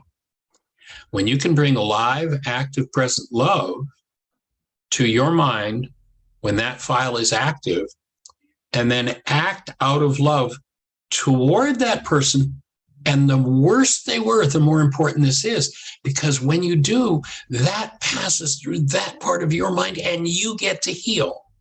So that's the first video link in that series. And then the second one is the latest 3-hour Why Is This Happening to Me? And there's several other links, including the link to the book and to the app. You can go to your app store on your phone and just type in Heartland, one word, HEARTLAND, Aramaic forgiveness. And you'll be looking at the world's only forgiveness app. Download that. You can do the worksheet process right there on the app. If you have questions from within the app, every page has got a link. You can just click it. You can ask your question, hit send. My wife, Jeannie, will get that question. She'll introduce it on our next radio show. We'll answer the question, and she'll send you back a link to the answer to your question. And whoever just opened your mic, you might want to mute again. I just got a feedback of my own words there. And or you can tap in. You can listen on your computer to our radio show 5 days a week from 1 till 2 o'clock Eastern time in the U.S. And 1 till 2, it's a 5-hour differential from London time to where we are in the U.S. So that radio show would be from 6 until 7. 5 hours later, from 6 until 7. And you can listen live to that show. You can ask questions. There's a chat room. You just register with Blog Talk Radio. It's a simple registration process. You can type questions. And if you have phone access, you can call into the show and ask questions. And you can also go to our website, whyagain.org. There are about 4,000 hours of our radio show in the archives. And the radio show is basically a conversation, much like what we're having today, that refines each of the principles we're working with. So you're welcome to access those and be part of the radio show. And any question you can ask, we'll be delighted to answer. Any support we can be, that's what we're here for. I have got a couple of questions. We've got Corey. So, yeah. Oh, that is very, very interesting. In my situation, what I now heard, I feel that I'm always the problem. That is for sure what I feel. Then it stops, and then I feel guilty and I think, oh God, I am so wrong person. I go in that negative spiral. And you know Perfect. what you said before was so great. I did not really understood that when to catch. Let's, for example, I thought before I asked that question, I thought, my God, I think I cannot phrase the sentence, and I am not good enough to phrase it. And I was, you know, and then I felt, yeah, that is in me. And you know, then came that spiral saying, yeah, this is all about you, and you should not ask, and so on. Yeah. And So we're glad you're asking. And here's my offering. What I'm hearing you tell me is you're reflecting as true beliefs about yourself, the thought disorders that your power person fed you as a child. And as you go in and forgive those thought disorders, that whole thing about you being guilty, you being in blame, you not being, they're just thought disorders that never belonged in a human mind. And if you look at, you know, those thoughts that you're talking about that have been plaguing you, can you remember? Because I could just about guarantee that either your mother or your father expressed those kinds of thoughts about themselves, and they just passed it on. This happens generationally. When you say the buck stops here, I'm going to face it and forgive it, and you remove those thought disorders, as you do, you make space for the truth of who you are to show up in your own physiology. And that's magnificent. oh, that's so helpful. That's the work. Wow. Oh, good. Oh, that makes sense. And it's a great help. Thank you. Awesome. There's light at the end of the tunnel for us. Yes. Yes. And it's not an oncoming train. It's a blessing. It's a blessing for sure. Spirit shining. Yeah. Our true spirit. And when I keep, you know, part of this work, it's kind of like you come from two directions. One part is the undoing, the facing and the undoing of what never belonged. The other part is to spend time cultivating your relationship with the presence of love in you. Recognizing that that's who you are. You know, in a couple of our opening sessions, we asked the question, how many have ever held a newborn? Go back and remember the moment of holding a newborn. Tap into the essence of that newborn and ask yourself the question, as you tap into the essence of that newborn and you recognize that they are love, is the newborn loving you or is the newborn love? Clearly, the newborn is love. That describes the truth about who each and every one of us is. And we need to make room in this carbon-based memory system, in this body-mind unit, for love to embody, to incarnate, to enter. And that means displacing the thought disorders that go back generations and generations and generations. You know, if you remember that story, you go back and read that story about the Jews wandering in the desert. And I've shared this before, but it's very appropriate here. You know, do you think that this group of very bright people who understand astronomy quite well really got lost in a 35 square mile hot sandy place for 40 years? I mean, that's ridiculous. They knew astronomy. They knew where the sun rose and where the sun set. All they had to do was follow the sun west, and in a few days, they'd be out of the desert. It wasn't about a hot, sandy place. The desert is a code word for the unconscious. Most people live in their unconscious dynamics, projecting and blaming everybody else and not wanting to have anything to do with the truth that I've been through this 87 different times with 42 different people. It's my work to clean it up. And they want to blame and change and fix everybody else. What we're saying is, if you apply the tool of forgiveness, you will exit the desert. You'll come out of the state of being, of playing out the unconscious generational patterns and the messages fed to you by your power person. And when you forgive those things, when you remove them, a whole different game of life shows up. And that's what we're here to support and be part of for every mind, heart, and being on the planet. And we invite you to pass it on to somebody. Gina? Hi, Your Michael. worksheet's going, young lady. You referred to a worksheet you did earlier. That's awesome. Good for you. Yeah, and I want to allude to that now. Since we last spoke, not in the breakout room, Right. you know, I'm facing the challenge of my son passing away. Right. Right. And I'm right in the midst of that. And that's Yeah. awesome, you know, really, for want of a better word. The worksheet I did last night was called My Dying Mother. That's my new challenge. Okay, so my mother has got non-Hodgkin's lymphoma and she's now dying.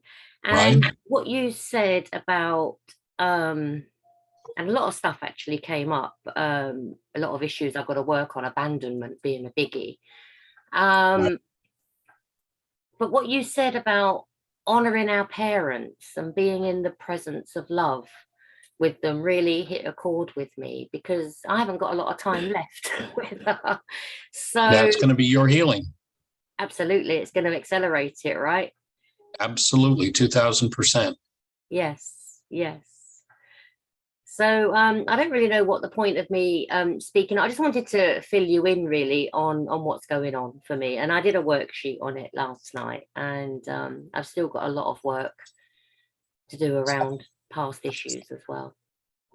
On this issue of death, let me share a poem. I actually last week, I have a friend who's in his 80s, someone I've known for about 40 years, and his wife contacted me and said hospice had given him 12 to 24 hours to live. So I went and spent a couple of days with him in the hospital room, relieved the family and spent time just to be there, specifically to just be the space and to support him passing. Well, it turned out that when the hospice nurse showed up 2 days later, she's like, I don't believe this guy's still alive. This can't be. What happened? And he got to the point where he wasn't qualified to be in the hospital under hospice anymore because he wasn't sick enough. So they transferred him to a rehabilitation center to prepare him to go home. And it turned out that he had contracted COVID and ended up passing actually the day after I left. But I came across this poem that I thought just really touched on a different potential reality to bring to the experience of someone's passing out of the body. And it's called You're the Ghost.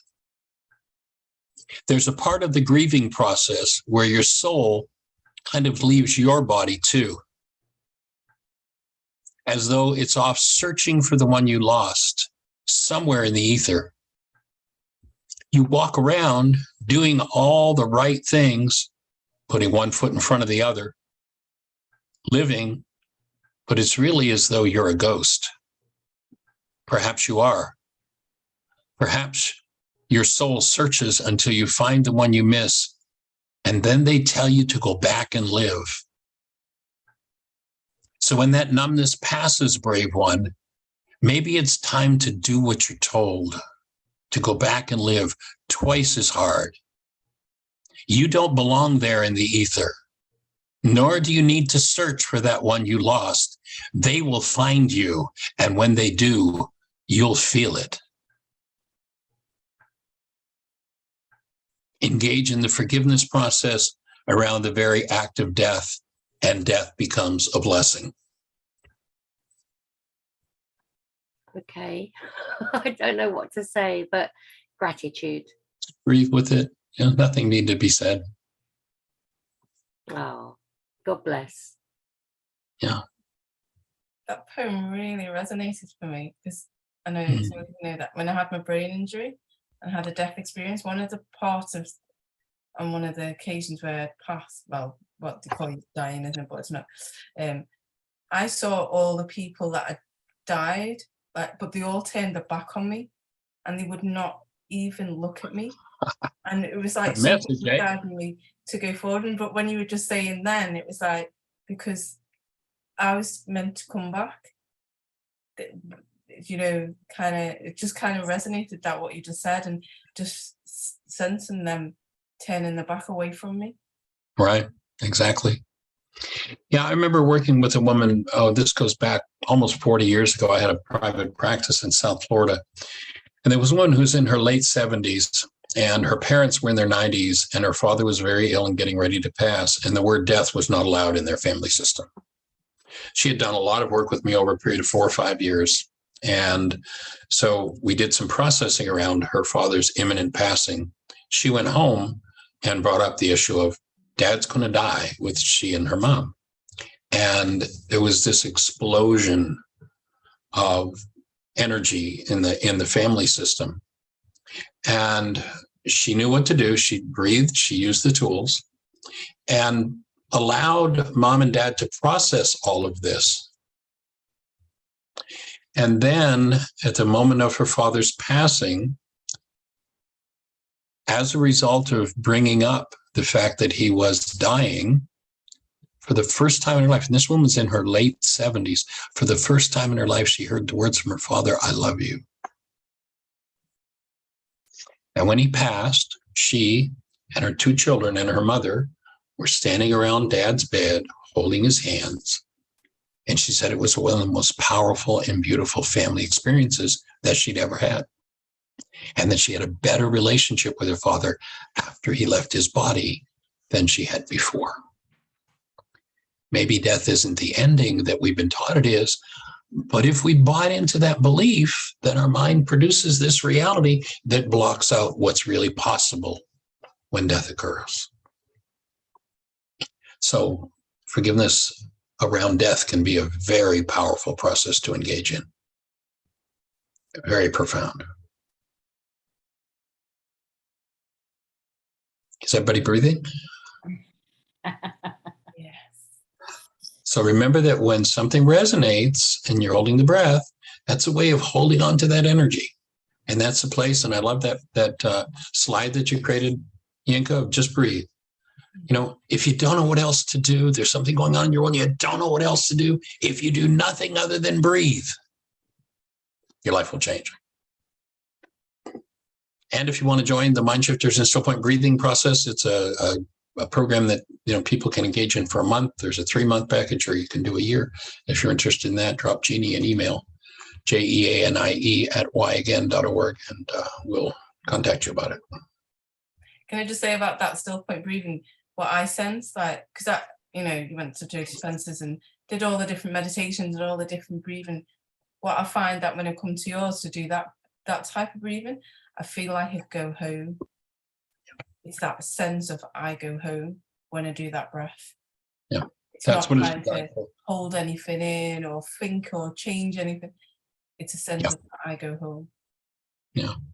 Well, and I remember when we first talked about it, you expressed some trepidation because you'd done some other breath work, and it was like, no, that's going to get me anywhere. I'll tell you, I've been doing still point breathing. It's a process I developed about 40 years ago, and I've been doing with people since then. And it is, again, basically what it does, whatever out of your genetics is aroused and ready to be cleared out of your field, if you do the still point breathing, it just clears it out. It's like, oh, you know, where did the clouds go?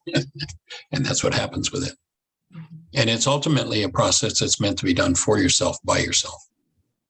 And that's what I really like about it, that there's no requirements. You don't have to go and listen to anything else. You don't have to go and find anything else. Yeah. Something I can go away and do on my own. Yeah, the whole idea of all these tools is to hand people something that they can use for themselves, by themselves. That's everything we teach. It's all geared to, here you go. You don't have to go to some expert to fix you. Here, you are the expert. You are the answer in your life. You are the problem, and you are the solution. It's the good news and the good news. Because if we don't think we're the problem, we can never repair what the problem is, because we're always projecting, it's somebody else. Once I realize, I'm the only problem in my life. That's awesome, wonderful news. Because then you can address it and work through it.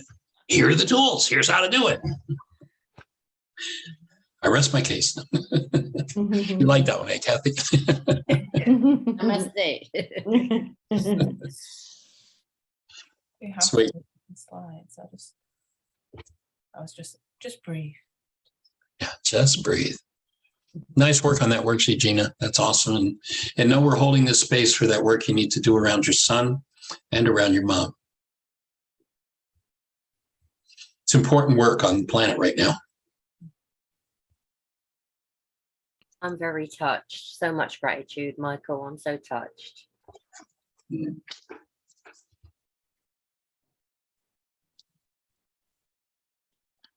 Gratitude and appreciation. So thank you, Michael, for coming and sharing this with us as well, and just coming every month and sharing this stuff. I learned so much from just reading the book. So to have you here in the presence is amazing. Well, Yinka, you've kind of inspired me. My book went out of print several years ago, and we just had a lot on our plate. Our lives have shifted around a lot. We've stopped traveling, raising a granddaughter 3 days a week, and taking care of my wife's dad. But I think you've inspired me to go back to the computer and start rewriting that book, because it was published, 1994, 1995. So 25 years ago. And I was actually thinking about this learned a lot since then. So I'm inspired to go back and go to work on it again and republish it, perhaps.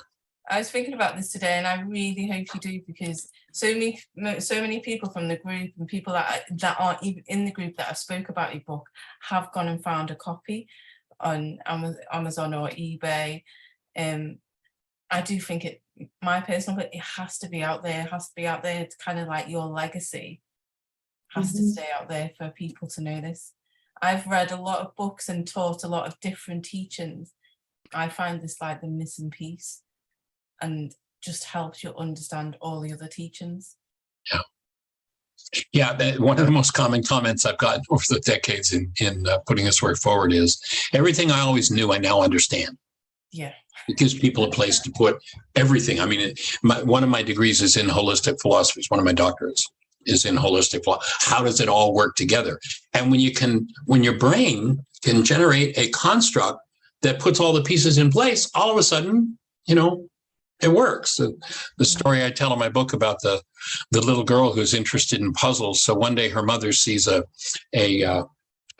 puzzle in a book, or a picture in a book of a little girl, and she decides to cut she sees a puzzle of the world, or a picture of the world, and she decides to cut it out and make a puzzle out of it.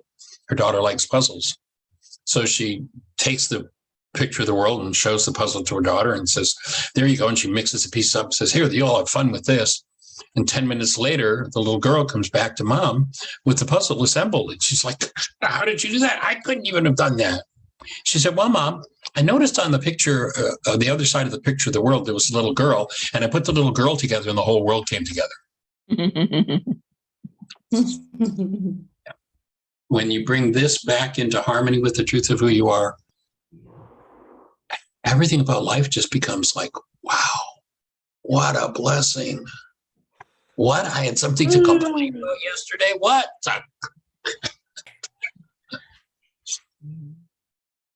So thank you all for joining us. Appreciate you, and sending each of you that blessing. Thank you, Michael. Thank you very much, Michael. Thank you so much, Michael. Lovely to have met you, and lovely to have met the group. Delighted. Thank you for saying thank you. And thank you from me as well. Yeah, it was amazing. You're welcome. Most welcome. Really good. Yeah. We'll keep rocking the second and fourth Thursday of the month. Thursday of the month. And every Thursday we do the worksheet. So if you wanted to come to the 5 a.m. club, we actually put it into practice and just go through a worksheet. Everybody does their own worksheet together, and I just put it all up on the screen. And if you need more instruction on the worksheet, again, there are at least we've done 3 worksheets now. The one you did, Yinka, where I was the support person, and then 2 others. So in the archives of this study, there are 3 different sessions where we walk somebody step by step through the whole worksheet process. And then you can go to our website, whyagain.org. And if you hit the link up in the top corner that says start here, you'll see a place where there are worksheets, and then it gives radio shows. And there are at least 20 different radio shows that we've done where we walk somebody step by step through the whole worksheet process. And everyone, I mean, they're real live, honest to God people with real live, honest to God issues, and every one of them's different. And so each one has a different twist, a different piece of how this tool is applied. So take the time and go through those 20 different sessions, and it'll really give you a handle on how to use this forgiveness process. And again, I put an article in the WhatsApp group, so there's several links there to walk through and just build more brain cells. Michael, can I just say, you reminded me, I was one of the participants in one of those worksheets. Right. It was around my daughter. I have seen my daughter and my grandchildren. So that's really good, you know, and I just want to send you so much love and gratitude. Yeah, when I realize as a creator, you know, in a situation like you're talking about, Gina, if I hold it, well, I'm bad and they would never want to be with me, then even somebody who says, oh, I want to come and be with you, if I'm unconsciously sending out, you know, what we know is when brain cells fire, it sets up a literal, measurable high energy wave that communicates what's going on in my mind. And if I put forward to that person that I want to be with so much that I'm really not worth being with, they turn around and go, well, I wanted to be with them, but I don't feel like it anymore. I'm out of here. When I go in and clean that part of me up, when I forgive that part of me, when I allow myself, as painful as it might be, to access what that's about on the underside of my mind, then I send out a different message. And people oftentimes make a literal 180 degrees about face and change. Like, how did that happen? Remember, you're a creator. Everything that happens in your life, when you take responsibility for it, you can clean up the part of you that helped to create it.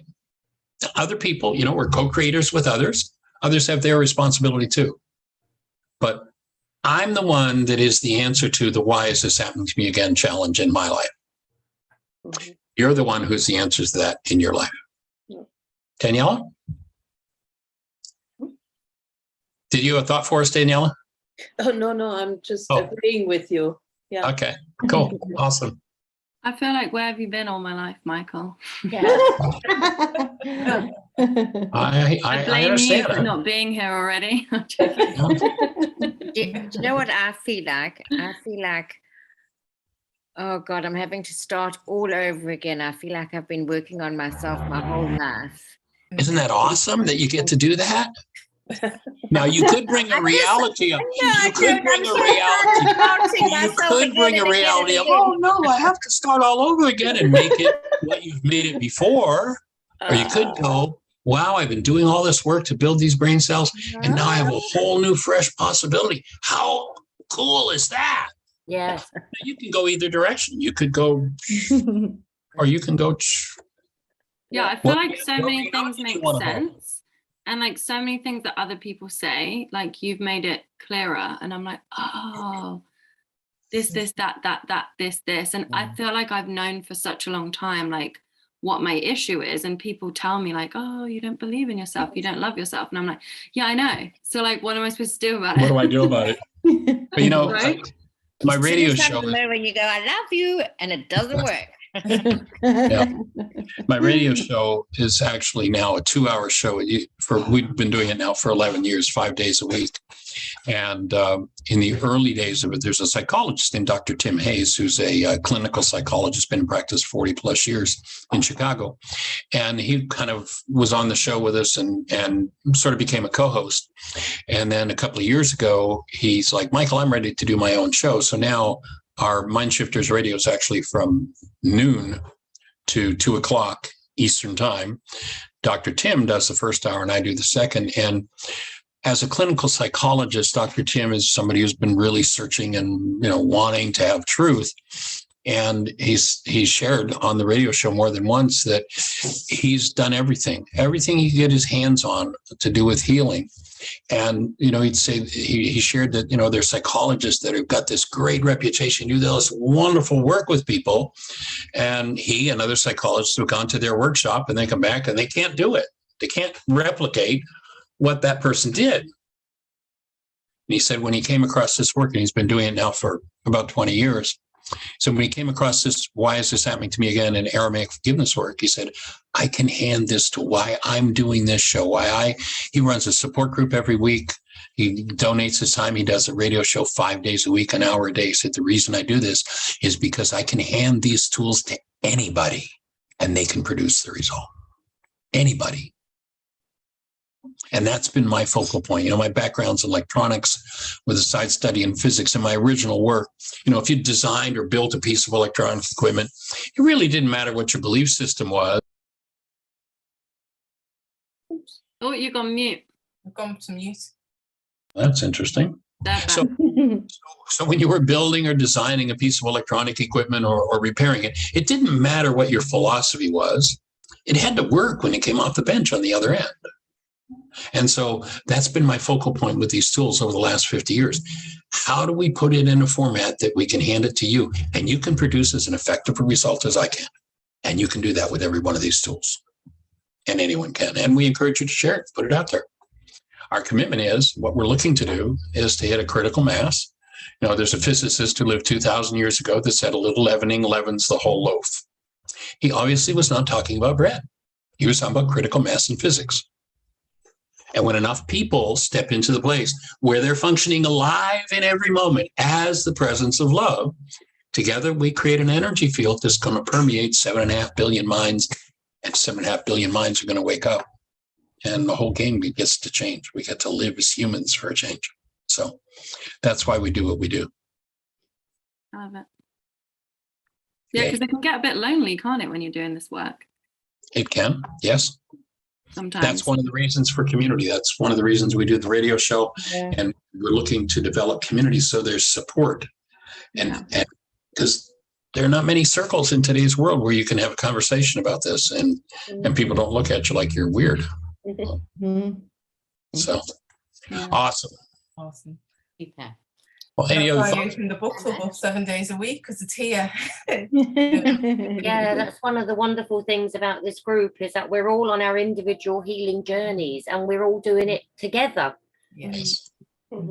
Yeah, for sure. And the idea of you doing the book again, I think it's great.